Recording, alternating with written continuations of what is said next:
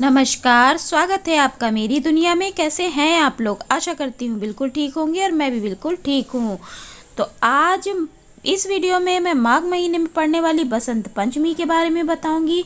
बसंत पंचमी की तिथि क्या है, माता सरस्वती की उत्पत्ति कैसे हुई और आज के दिन हमें क्या करना चाहिए तथा इसकी पूजा विधि क्या है। तो ये सब जानने के लिए बने रहिएगा मेरे वीडियो के अंत तक। और अभी तक अगर आपने मेरे चैनल को सब्सक्राइब नहीं किया है तो नीचे दिए गए सब्सक्राइब बटन को हिट कर दीजिए, बेल आइकन को दबा दीजिए, ऑल में क्लिक कर दीजिए, जिससे मेरे वीडियो के सारे नोटिफिकेशन आपको मिलते रहें।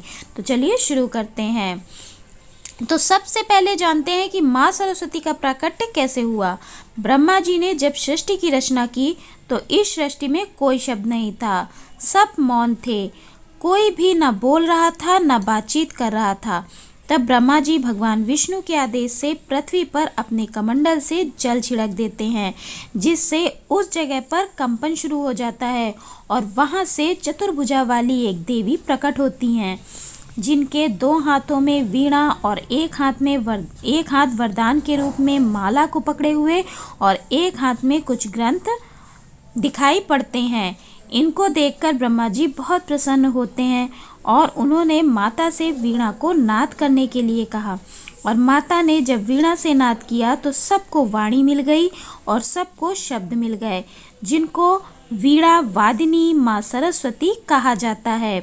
और इनका प्राकट्य बसंत पंचमी के दिन हुआ था, इसीलिए आज के दिन माता सरस्वती का पूजन विधि विधान से किया जाता है और माता से वर मांगा जाता है कि वे हमारे कंठ पर हमेशा वास करें, हमें सद्बुद्धि दें तथा हमारे मुख से कुछ भी ऐसा गलत ना निकले जो हमारे कर्मों को खराब करे या फिर किसी का दिल दुखाए। विद्या, बुद्धि, विवेक, ज्ञान और सफलता प्रदान करें। और आज के दिन आप माता सरस्वती का मंत्र जाप ज़रूर करें। मंत्र जाप मैं आगे आपको बताऊंगी कि आपको कौन से मंत्र का जाप करना है। माता सरस्वती का पूजन किस प्रकार से शुरू हुआ और माता सरस्वती का पूजन सबसे पहले किसने किया, इनके पीछे बहुत सी कथाएं हैं, जिनमें से भगवान कृष्ण की एक कथा बताती हूँ। जब भगवान कृष्ण ने पहली बार बांसुरी बजाई थी तो माता सरस्वती उनकी बांसुरी में आकर बैठ गई थी। तब भगवान कृष्ण ने उनको आशीर्वाद दिया था कि बसंत पंचमी में आपकी हमेशा पूजा होती रहेगी। आज के दिन पीले रंग के वस्त्र पहने जाते हैं, पीले रंग का भोग लगाया जाता है, पीले रंग के पुष्प और सफ़ेद रंग के पुष्प माँ को चढ़ाए जाते हैं। पीले रंग को बसंत का प्रतीक माना जाता है और माता सरस्वती को पीला रंग और सफ़ेद रंग बहुत ही पसंद है। ऐसा भी कहा जाता है कि सर्वप्रथम भगवान कृष्ण ने ही माता सरस्वती का पूजन किया था और उस दिन से बसंत पंचमी में माता का पूजन किया जाने लगा। सरस्वती पूजन अर्थात बसंत पंचमी इस बार माघ मास अर्थात फरवरी की 5 तारीख से 5 तारीख को पड़ रही है। तो चलिए, पूजन सामग्री हमें क्या क्या चाहिए पूजन करने के लिए माँ सरस्वती का, तो जान लेते हैं। तो आपको सबसे पहले माता सरस्वती की एक प्रतिमा चाहिए। अगर आपके पास प्रतिमा, मूर्ति, विग्रह नहीं है तो आप फोटो भी ले सकते हैं। उनके आसन के लिए एक थाल चाहिए जिसमें आप स्नान कराएंगे। स्नान के लिए पंचामृत, कलश स्थापना के लिए कलश, गंगाजल, लौंग, इलायची, दूर्बा, हल्दी, सुपारी, चांदी का सिक्का, पंच पल्लव। आप आम के पत्ते ले सकते हैं, आम के पत्ते नहीं मिलते हैं तो आप अशोक के पत्ते ले सकते हैं। तो इस तरीके से आप दोनों में से कोई भी पत्ते ले सकते हैं। अगर आम के पत्ते मिल जाते हैं तो अच्छी बात है। पूर्ण पात्र, कलश का दीपक, अक्षत, माँ का श्रृंगार, जो भी आप श्रृंगार करेंगे, जो भी अवेलेबल हो वो श्रृंगार ले लीजिए। पीले वस्त्र आपको माँ के लिए लेने हैं। पीले और सफ़ेद रंग के पुष्प माँ के लिए लेने हैं। सफ़ेद और पीले रंग की माला आपको लानी है। पीला चंदन, सिंदूर, रोली, अक्षत, इत्र अवश्य ही लेकर आइएगा माँ के लिए। यज्ञोपवीत गणपति भगवान के लिए लाना है। तांबुल फल आपको लाना है। तांबुल फल में लौंग, इलायची, बताशे, अगर आप मीठा पान बनवा के ला सकते हैं तो अति उत्तम है, नहीं तो फिर आप केवल पान में लौंग, इलायची और बताशे रखकर माँ को, गणपति भगवान को, कलश देवता को चढ़ा सकते हैं। मौली आपको वस्त्र के रूप में लेनी है। दूर्बा, मौसमी फल, ड्राई फ्रूट्स, पीले चावल, पीले लड्डू, पीले चावल पका के बना लिए जाते हैं। आप केसर डाल के बना सकते हैं या फिर पीला रंग डाल के भी आप मीठे पीले चावल बना सकते हैं। पीले रंग के लड्डू, सफ़ेद व पीली मिठाई, धूप दीप, गूगल लोबान, पीला हलवा। आप हलवे में पीला रंग डालकर पीला हलवा भी बना सकते हैं, कोई आवश्यक नहीं है, लेकिन अगर आप चाहें तो आप हलवा भी ले सकते हैं। हल्दी, अबीर, गुलाल, बिछाने के लिए पीला कपड़ा और फलों में बेर ज़रूर आपको लेना है। मौसमी फल तो आपको लेने हैं, लेकिन आपको बेर अवश्य ही लेना है। और आचमनी लेनी है पवित्री के साथ। चलिए तो आप पूजा विधि जान लेते हैं। सबसे पहले एक चौकी लगा लें, उसमें पीला वस्त्र बिछा लें, 4 जगह चावल का आसन बनाएं।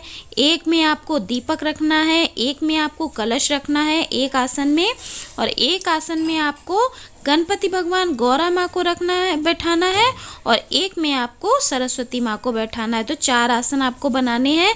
आप आसन किसी भी प्रकार से बना, जैसे कि एक आसन आप अष्टदल कमल का बनाएंगे जिसमें आप कलश की स्थापना करेंगे, और एक आसन आप छोटा अष्टदल कमल बना सकते हैं, या फिर आप गोल आकृति भी बना सकते हैं। तो इस तरीके से आपको चावल के आसन देने हैं। जैसा आप बना सकते हैं वैसे आप आसन बना लीजिए। अब सबसे पहले भगवान गणेश का पंचामृत से स्नान कराना है, और फिर साफ जल से स्नान कराकर उन्हें आसन देना है। उन्हें वस्त्र पहनाइए।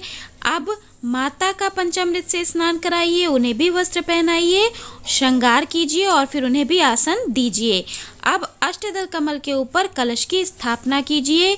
आप दीप जला लें। सबसे पहले आपको दीप जला लेना है, दीप को प्रज्वलित कर लेना है। उसके बाद ही आपको सारी पूजा करनी है। कलश स्थापना और भगवान गणेश की पूजा, माता सरस्वती की पूजा दीप जलाने के बाद ही आपको करनी है। फिर गणपति भगवान को आपको, जैसे कि आप पूजा करेंगे, कलश की स्थापना आपने कर ली है, आपको स्थापना करने के बाद दीप को प्रज्वलित कर लेना है। मतलब एक दीप आप पहले ही जला लेंगे और एक कलश के ऊपर जो दीपक रखा है वो कलश की स्थापना करने के बाद आपको जला लेना है। इसके बाद आपको सबसे पहले गणपति भगवान का पूजन करना है। गणपति भगवान का पूजन करने के लिए आपने स्नान तो करा ही लिया है, पहले आप स्नान करा चुके हैं, तो अब आप उनको आसन भी दे चुके हैं, उनको वस्त्र भी अर्पण कर चुके हैं, तो अब आप उनको चंदन रोली का तिलक करेंगे, अष्टगंध का तिलक करेंगे, अक्षत उन पर चढ़ाइए, इत्र लगाइए, दूर्वा चढ़ाइए, यज्ञोपवीत पहनाइए। मौली का आप वस्त्र उनको फिर से दे सकते हैं। मौली का वस्त्र बाद में भी आप दोबारा से दिया जाता है, तो आप मौली रूपी वस्त्र उन पर अर्पण कीजिए। तांबुल फल चढ़ाइए, अबीर गुलाल भी आपको उन पर चढ़ाना है। बेलपत्र उनको अर्पण करना है। दूर्वा के साथ साथ अगर मिल जाती है बेलपत्र तो आप बेलपत्र भी अवश्य ही उन पर अर्पण कीजिए। फिर उसके बाद उनको धूप और दीप दिखाइए, भोग लगाइए। इस प्रकार आप कलश का ही, मतलब कि इसी प्रकार आपको कलश का भी पूजन करना है। फिर माता का भी आपको पूजन इसी प्रकार से करना है। माता को श्रृंगार भी साथ में अर्पण करना है। इसके बाद जब आप सबकी पूजा कर लेंगे तो दक्षिणा चढ़ाइए, और जो भी आपके पास आपकी पढ़ाई की वस्तुएं हैं आप नया लाइए। नया लाकर, जैसे कि book, copy, pen, pencil, register इत्यादि ये सब चीज़ें पढ़ाई की लाकर आप वहाँ पर रखिए। फिर उसका भी आपको पूजन करना है। इनका भी आप पूजन कर लें। अब माता की आरती करें। आप पंचदीपक से भी माता की आरती कर सकते हैं। वैसे पंचदीपक से माता की आरती करना अति शुभ होता है, नहीं पॉसिबल है तो आप एक ही दीपक से माता की आरती कर लीजिए। केसर का तिलक माँ को ज़रूर लगाइएगा, भूलिएगा नहीं। केसर का तिलक लगाने से माता बहुत प्रसन्न होती हैं, और केसर और हल्दी मिलाकर हल्का सा तिलक उन पर ज़रूर लगाइएगा। इस प्रकार आपकी पूजा पूरी संपन्न होती है। और आज के दिन हमें क्या उपाय करने हैं तो चलिए ये भी जान लेते हैं। तो सबसे पहले माता का विधिवत पूजन करके आपको माँ सरस्वती के मंत्र का 108 बार जाप करना है, और यह जाप आपको 43 डेज तक करना है। अगर आप 43 डेज़ तक नहीं कर सकते हैं तो कम से कम 21 डेज़ तक तो आप इसको करिए ही करिए, क्योंकि एक दिन जाप करने से कोई फल नहीं मिलता है। जब आप इसको रेगुलर करेंगे तो आपको इसका फल देखने को अवश्य ही मिलेगा। तो मंत्र है ओम ऐं ह्रीं क्लीं सरस्वत्यै नमः, मम बुद्धि विद्या विवेक ज्ञान सफलता देहि देहि। फिर से सुन लीजिए, ओम ऐं ह्रीं क्लीं सरस्वत्यै नमः, मम बुद्धि विद्या विवेक ज्ञान सफलता देहि देहि। तो इस मंत्र का जाप आपको करना है। दूसरा उपाय है कि माँ को केसर हल्दी का तिलक लगाकर अपने माथे पर व अपने बच्चों के माथे पर इस तिलक को ज़रूर लगाना है। ये कार्य भी आपको 43 डेज़ तक करना है। आप चाहें तो एक डिब्बी में केसर और हल्दी का तिलक बनाकर रख लें, फिर उसी से माँ को तिलक करें और वही तिलक जो आपने माँ का जूठा है आप तिलक, वही आपको अपने और अपने बच्चों के माथे पर लगाना है। जहाँ पर बच्चे पढ़ाई करते हैं वहाँ पर आपको माँ सरस्वती की एक फ़ोटो अवश्य ही लगानी चाहिए और उनके पास मोर पंख अवश्य ही आपको रखना चाहिए। और बच्चों की कॉपी किताबों में भी मोर पंख आपको अवश्य ही रखना चाहिए। तो मोर पंख से विद्या बढ़ती है, बुद्धि बढ़ती है। तो मोर पंख अपने बच्चों की कॉपियों में ज़रूर रखवाएं और जब भी वे पढ़ाई करें तो उनसे कहें कि पहले माँ सरस्वती का ध्यान करें, बैठकर 11 बार इस मंत्र का जाप करें, उसके बाद ही अपनी पढ़ाई को शुरू करें। तो आप देखेंगे कि आपके बच्चों की जो प्रतिभा है, जो ज्ञान है, वो ऑटोमेटिकली बढ़ने लगेगा। तो आपको मेरा ये वीडियो अच्छा लगा हो तो मेरे वीडियो को लाइक करें, शेयर करें, कमेंट करें और कमेंट में जय माँ सरस्वती ज़रूर लिखें। और आप सभी लोगों को बसंत पंचमी की बहुत बहुत ढेर सारी हार्दिक शुभकामनाएं। तो खुश रहें, मस्त रहें, मुस्कुराते रहें। राधे राधे, हरे कृष्णा।